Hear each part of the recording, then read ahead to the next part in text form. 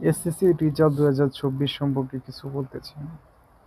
SSC result 2024 শিক্ষা ব্যবস্থায় দেখা যাচ্ছে পার্সেন্টেজ 62%-এর কাছাকাছি ওভারঅল বোর্ড হিসাব করলে। এটা একটা good sign of education, because এর কারণ হচ্ছে আগেকার যে শিক্ষা ব্যবস্থা ছিল সেটার মধ্যে স্টুডেন্ট পড়াশোনা না করে একটা ভালো একটা রেজাল্ট করতে পারতো, কিন্তু এখন পড়াশোনা না করে রেজাল্ট করা সম্ভব না। তার মানে প্রত্যেকটা স্টুডেন্ট পড়বো ভালো করে, গার্ডিয়ান সচেতন হবে, তার মানে স্টুডেন্টরা পড়তে বাধ্য।